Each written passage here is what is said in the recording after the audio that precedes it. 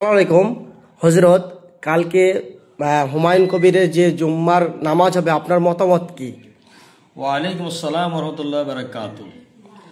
আমি মুসলিমদের জন্য বলবো বা বিভিন্ন কওমি লোকদের জন্য বলবো, আগামী কালকে যে হুমায়ুন কবিরের বাবরি মসজিদের প্রথম জুম্মার নামাজ হবে, এতে আমরা সবাই আনন্দিত।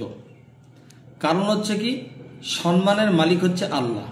আল্লাহ সম্মান দিতেও পারে, কেড়ে নিতেও পারে। হুমায়ুন কবির সে যেমনই হোক, আমরা বিগত দিনের ইতিহাস জেনে এসেছি। নিজামউদ্দিন আউলিয়া তিনি আল্লাহর ওলি, কিন্তু তার বিগত দিনের জীবনীটা পড়তে হবে যে কেমন লোক ছিলেন। হযরত ওমর ফারুক রাদিয়াল্লাহু তাআলা আনহু, তার বিগত দিনের ইতিহাসটা জানতে হবে। এইরকম ভাবে যদি দেখা যায়, যারা একটা ভালো জায়গায় পৌঁছেছেন তারা বিগত দিনের দাগী আসামি, কিন্তু আল্লাহ তাআলা তিনি বলছেন হিদায়াতের মালিক আমি আল্লাহ, কাকে কখন হিদায়াত দেবো এটা কেউ বলতে পারবে না। মনে রাখা দরকার, বাবরি মসজিদ হুমায়ুনের মাধ্যমে আল্লাহ কবুল করেছেন। যদি কবুল না করতেন, আজকে হুমায়ুন কিন্তু কাউরের কাছে অনুদান চাননি। সারা বিশ্ব থেকে সারা জেগেছে যে এই মসজিদের জন্য একটা ইট হলেও আমি অংশীদার হব। কেউ ভেবেছে একটা টাকা হলেও অংশীদার হব।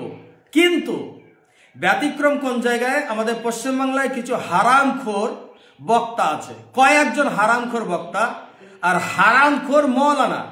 তারা তাদের টুপি থাকবে মাথায়, লেবাস থাকবে, দাড়ি থাকবে, সব থাকবে, কিন্তু এরা মুসলমানদের সঙ্গে গাদ্দারি করবে। এইরকম কিছু গাদ্দার মার্কার লোক আছে যারা হুমায়ুনকে নিয়ে উল্টা পাল্টা ভাষা ব্যবহার করছে। কিন্তু আল্লাহর কোরআন কি বলছে? অত ইজ্জু মান তাশা, অত জিল্লু মান তাশা। আমি আল্লাহ চাইলে সম্মান দিতেও পারি, আমি আল্লাহ চাইলে সম্মান কেড়ে নিতেও পারি। অন্যত্র আল্লাহ বলছেন কানা হাক্কান আলাইনা নাসরুল মুমিনিন। আল্লাহ তাআলা বলছেন আমি আল্লাহর প্রতি ওয়াজিব হয়ে যায় যে মুমিনদের উপরে সাহায্য করা। তাহলে হুমায়ুনের জন্য আল্লাহর তরফ থেকে সাহায্য মদদ কিন্তু এসে গেছে। আমি ওই সমস্ত হারামখোর বক্তাদের বলছি যারা হুমায়ুনকে নিয়ে বিভিন্ন ধরনের বিবৃতি দিচ্ছে, ওই হারামখোর মৌলবি কটাকে বলছি আর হারামখোর বক্তা কটাকে বলছি, যখন মাদ্রাসায় টাকা দেয় তখন একবার জিজ্ঞেস করো তোমরা এই টাকাটা সুদের টাকা কিনা। যখন স্টেজে নিয়ে আসে বক্তাকে উঠায়, যখন সেখানে টাকা দেয় একবার জিজ্ঞেস করে যে এই টাকা সুদের টাকা কিনা, এই টাকাটা ঘুষের টাকা কিনা। এই হারামখোর কিছু মৌলবীদের জন্য কিয়ামত তাড়াতাড়ি আসবে। আর হারামখোর যে মৌলবীগুলো তাদেরকে কিন্তু এক নামে সবাই চেনে, এমন কেউ নেই যে হারামখোর মৌলানা কটাকে চেনে না। এই হারামখোরদের জন্য আজকে কিন্তু ইসলাম ধ্বংসে শেষের দিকে যাচ্ছে। ইসলামের বিভিন্ন ধরনের খারাপ দিকটা মানুষ বেছে নিচ্ছে এই হারামখোর মৌলবীদের জন্য। আরেকটা হারামখোর সাইমউদ্দিন সিদ্দিকী বলেছিল হুমায়ুন যদি বাবরি মসজিদ করতে পারে আমি 1 লাখ টাকা দেব।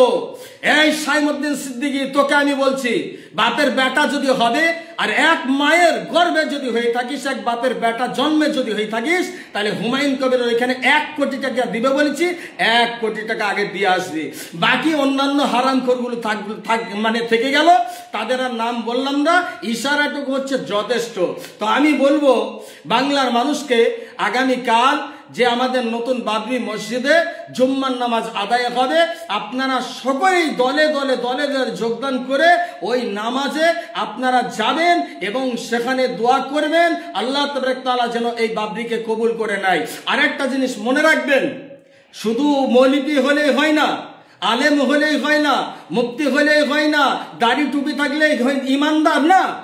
আমি সাইফুল ইসলাম বলছি, কিছু আলেমের চাইতে সাধারণ মানুষের ইমানটা অনেক মজবুত, অনেক দামি, অনেক বেশি। কেন?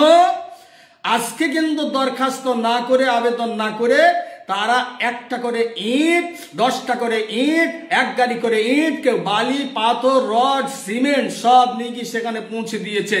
কিন্তু কিছু হারামখোর মৌলবি যাদের হারাম খেয়ে খেয়ে পেটটা পচা গোডাউন বেরিয়ে গেছে, এরা আজ পর্যন্ত টাকা ওখানে দেয়নি, 10-20 টাকাও দিয়ে আসেনি। এই হারামখোরদের জন্য আমার এই ভিডিওটা থাকছে। এই হারামখোরদেরকে বলবো তোমরা সাবধান হয়ে যাও, তোমাদের জন্য আমাদের কলঙ্ক, ইসলামের কলঙ্ক, মুসলমানের কলঙ্ক। তোমরা এখন হয়ে গেছো ওই ইহুদিদের দালাল, তোমরা এখন হয়ে গেছো কাফের বেঈমানদের দালাল। এই দালালি করা ছেড়ে দাও, আর দালালি করা যদি ছেড়ে না দাও, সামনের দিন এই হারামখোর মাওলানাদের জন্য দিনটা খুব খারাপ আসবে। তো যা হোক, আর বেশি কিছু বলতে চাই না।